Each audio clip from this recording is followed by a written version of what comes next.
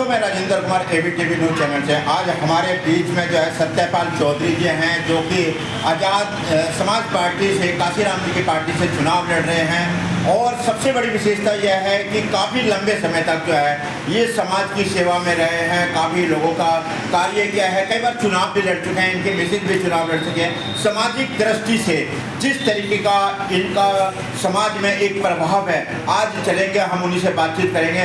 सत्यपाल चौधरी जी का चुनाव के अंदर क्यों मूड बना और समाज की सेवा में किस तरीके से रहते हैं। सर नमस्कार।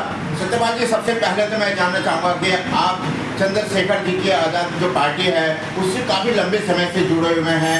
क्या इस तरीके के जो चुनाव में आपका आपकी बार जो मन करा है, क्या संदेश देना चाहेंगे?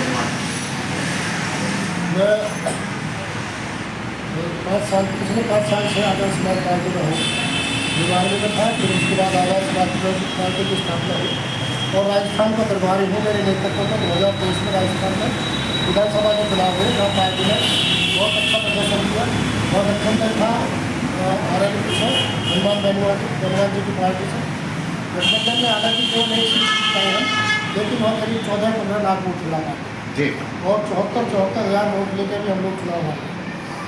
और अब जब यह गाजियाबाद में उपचुनाव हुआ, अभी आम चुनाव हुआ लोकसभा में, तो हम लोग सभी पार्टी के साथी नवीना में भाई चंद्रशेखर आज़ाद जी को, राष्ट्रीय अध्यक्ष जी को लोकसभा का चुनाव लड़ा रहे थे। वहाँ से जबरदस्त जीत हुई, 1.5 लाख के करीब लोगों से।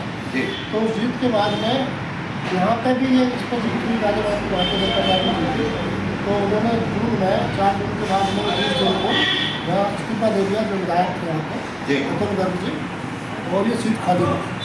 तो फिर जब सीट खाली हो गई, तो जो सामाजिक समीकरण है, जातिगत समीकरण है, उसको देखते हुए भाई चंद्रशेखर आज़ाद जी ने मेरे ऊपर जिम्मेदारी भरोसा जताया कि मैं यहाँ इस चुनाव में चुनाव लड़े मैदान में जी, तो मैं मैदान में चुनाव। अच्छा, क्योंकि गाजियाबाद के अंदर जो है एक सामाजिक दृष्टि से देखा जाए, कई विकास के अभी भी काम अधूरे पड़े हैं, तो उसको आप किस तरीके से, यदि अगर आप चुनाव जीतते हैं, जनता की सेवा में किस तरीके से उनके कार्यों को पूरा करेंगे और किस तरीके से लोगों के दिलों की बात को जान सकते हैं? अधूरे नहीं पड़े हैं, विकास हुआ ही नहीं। पूरा मानते हैं आप विकास हुआ नहीं? आप जाइए, इसमें ये विजयनगर क्षेत्र है पूरा, ये इस रेलवे लाइन की वजह से पूरा नर्क बना हुआ है। रेलवे लाइन के बाद में पता नहीं किस तरह के इंजीनियर NHAI में काम करते हैं। ये जो सामने आप हाईवे देख रहे हो, ये highway Delhi Meerut express way, इसको ऐसा बना दिया है कि 2 भागों में बट गया विजयनगर। इधर का आदमी उधर जाएगा तो वहाँ से बहुत दूरी से आएगा, वहाँ से निकलने का आएगा, तो ये नरक बना दिया। आप गलियों में जाओगे, पीछे बागों में, सैन विहार में, भीमनगर में, सुदामापुरी में, सैन विहार में और राहुल विहार में, तो आपको गलियों में नाली खड़ंजा में लगने गलियों में पानी भरा हुआ है। लाल क्वार्टर आप देख जाओ, सीवर का पानी घरों में भरा हुआ। बरसात अभी हुई है, उस बरसात में जब पीछे बरसात हुई, उस बरसात में घरों में पानी भरा। यहाँ कोई भी सरकारी हॉस्पिटल नहीं है इस क्षेत्र में, इतने बड़े क्षेत्र में, यहाँ करीब 3 लाख मतदाता रहते हैं और यहाँ पानी निकासी की व्यवस्था नहीं है, यहाँ कोई सरकारी स्कूल नहीं है। नगर निगम ने उस क्षेत्र में 6 स्कूल नगर निगम है। इस क्षेत्र में दुनिया भर की जमीन करिए नगर निगम के पास, एक भी स्कूल नहीं बना है। यह 2 बच्चे का व्यवहार किया जा रहा है लाइन पर विजयनगर क्षेत्र के लोगों के, और हर बार उधर का विधायक बनता है, जो बड़ी बड़ी कोठियों में रहता है, इधर झटका नहीं है। हमने जब शुरुआत की तो हमने यहाँ ऑफिस बनाया, ये सिद्धार्थ विहार में, और ताकि लोग अपनी समस्या को लेकर के आ सके। फिर मेरा नज़दीकी गाँव हो सकते हैं ना, जो एकदम गुंडाड़ा के बाद जो गुंडाड़ा क्षेत्र उसको बात करना है, तो यहाँ से मुश्किल से 2-2.5 किलोमीटर है। इसलिए मैं यहाँ की समस्याओं से वाकिफ हूँ। पहले भी मैं यहाँ संघर्ष करता रहा हूँ। नगर निगम को बने हुए 35 साल हो गए हैं और 35 साल में BJP का कब्जा रहा मेयर की सीट में, और उन्हीं के ज़्यादातर पार्षद जीतते हैं। हज़ारों करोड़ रुपये का बजट आता है प्रति साल, लेकिन विजयनगर में एक ईंट नहीं लगी, एक रोड़ा नहीं लगा। हमारी मांग है, हमने अपने घोषणा पत्र में कहा कि जो विकास आपने नगर निगम के माध्यम से, DDA के माध्यम से राजनगर में, कविनगर में, शास्त्रीनगर में, नवनगर में किया, उस क्षेत्र में ऐसा विकास चाहिए। 4 गली या 6 गली में इंटरलॉक टाइल्स लगा दो, वो नहीं उसी तरह का विकास चाहिए, नहीं तो वो विकास नहीं है। सबसे बड़ी बात यह है कि जितना भी ये आपका क्षेत्र आता है, सबसे बड़ी समस्या नालियों की, खड़ोंजों की, सड़कों की और जगह जगह गंदगी के ढेर लगे हैं। तो यदि अगर आप चुनाव जीतते हैं तो जनता की कसौटी पर पूरा खरा उतरेंगे और एक नया विकास का चौमुख जो जनता चाहती है वो मिलेगा उनको। ये जो गाजियाबाद में जहाँ जहाँ दलित आबादी है, मुस्लिम आबादी है, पिछड़ों की आबादी है, वहाँ कोई विकास नहीं है, वहाँ गंदगी के ढेर है, न नाली है, न सड़कें, न खड़ियाँ, न स्कूल, न सड़कें और लोग रात के जीवन में हम इसलिए आना चाहते हैं क्योंकि गाजियाबाद की राजनीति जो तिजोरी में कैद है, यहाँ बड़े बड़े उद्योगपति और इंडस्ट्रियलिस्ट वही एमएलए हैं, एक ही पार्टी के सारे एमएलए, एक ही पार्टी का एमपी, उसी पार्टी का बीजेपी वोट, उसी पार्टी का मेयर, उसी पार्टी का जिला पंचायत का चेयरमैन, उसी पार्टी का सरपंच, लेकिन तब भी और उसी पार्टी की उत्तर प्रदेश में सरकार, उसी पार्टी की केंद्र में सरकार, फिर ये पिछड़ापन क्यों है? फिर यह महंगी शिक्षा गरीबों की आपके एक यहाँ जो परिवार है, जो सामान्य परिवार है, उसकी कमाई का सारा पैसा पब्लिक स्कूलों की फीस में जा रहा है, लूट मची हुई है पब्लिक स्कूलों में लूट मचाई हुई है और सारे public school Bharatiya Janata party के नेताओं के हैं।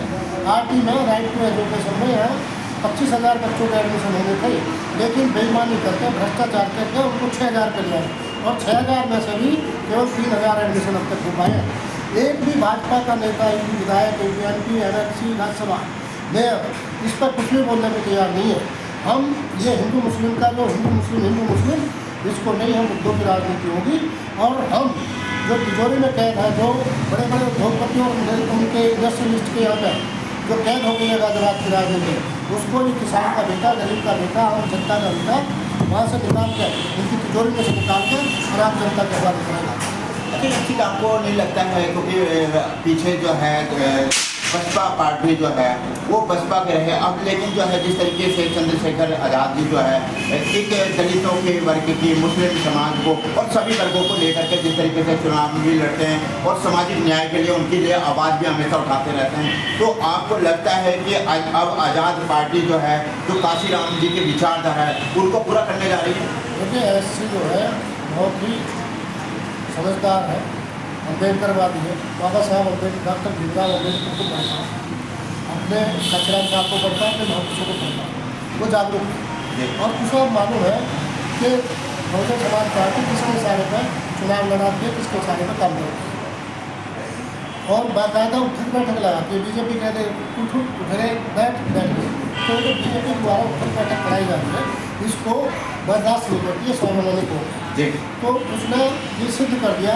नगीना के चुनाव और अब लोग आगे बाद में भी जिस तरह से हम जा रहे हैं, चाहे बुजुर्गों के बीच में जा रहे हैं, चाहे नौजवानों के, चाहे महिलाओं के, वो सब लोग बड़ी तादाद में 1 लाख से ज़्यादा जाटा समाज की वोट है, 1 और 2.25 लाख ओबीसी की वोट है, 1 लाख के करीब मुस्लिम वोट है। ये सारा तबका इस बार शिक्षा को, स्वास्थ्य को लेकर और जो पिछड़ापन है और जो गोयम दर्जे का व्यवहार है गरीबों के प्रति, दलितों के प्रति, पिछड़ों के प्रति और अकलियत के लोगों के प्रति, उस सबको मुद्दा बना के मैं चुनाव निकालूंगा।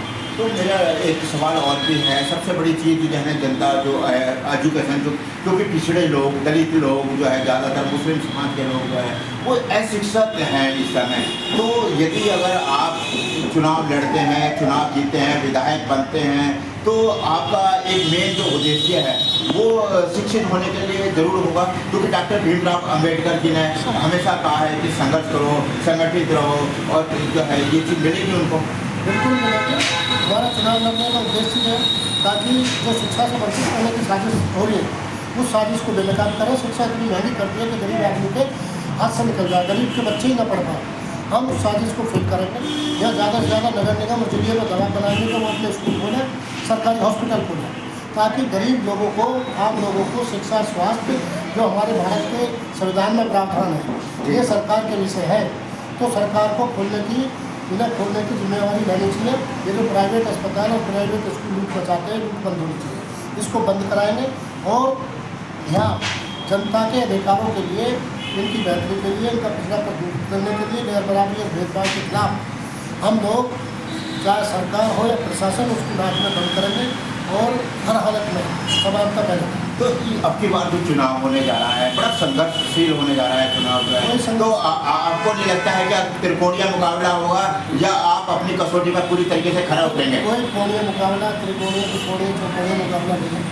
एक तरफा हम मैदान में है, हमारे सामने कोई नहीं है, क्योंकि यहाँ फरकापरस्ती चलेगी नहीं। आम आबाद के जो मुद्दे हैं, उनको जो सहूलियत मिलनी चाहिए, उन्हें जो सुविधा मिलनी चाहिए, उनको जो शिक्षा और स्वास्थ्य मिलना चाहिए, उसको लेकर चुनाव होगा और उसके लिए जनता बल बना है। अच्छा, सबसे पहले यदि अगर आप चुनाव, तो क्या आपका मेन उद्देश्य क्या रहेगा? मेन उद्देश्य नगर निगम के शिक्षा स्कूल खुलवाने, DDS स्कूल खुलवाने, अस्पताल बनवाने नगर निगम DDS, और यहाँ की गली गली में सड़क चमचमाती सड़क बनवानी, इंटरलॉकिंग टाइल बिछवानी, स्ट्रीट लाइट लगवानी, पानी निकासी की व्यवस्था करनी, पीने के स्वच्छ पानी की व्यवस्था करनी, ये तमाम मुद्दे हैं और इन्हीं पर हम लोग काम करेंगे।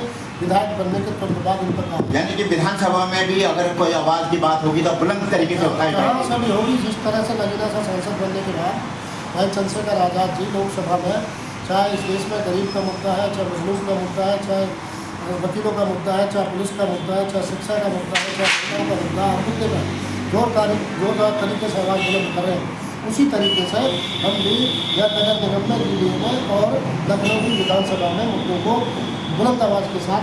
सतपाल जी, मेरा लास्ट में एक सवाल और भी है, चलते चलते मैं ये जानना चाहूँगा, क्योंकि आपने काफ़ी लंबा जीवन संघर्ष का किया है यहाँ की जनता के लिए, विजयनगर की जनता के लिए और जगह के लिए आपने बहुत काम किए हैं, तो अब जनता को आप क्या संदेश देना चाहेंगे? जनता से ये कहना चाहता हूँ, अपने मुद्दों को लेकर अपने बच्चों के मुस्तकबिल और उनके भविष्य को लेकर, मैं उनके बच्चों के भविष्य की और मुस्तकबिल की लड़ाई लड़ूँ, क्योंकि वो यदि शिक्षित नहीं बन पाएंगे तो इस देश की मुख्यधारा में नहीं रह सकते हैं। उन्हें अनपढ़ बनाने की जो साजिश हो रही है, उस साजिश के खिलाफ लड़ रहा हूँ मैं।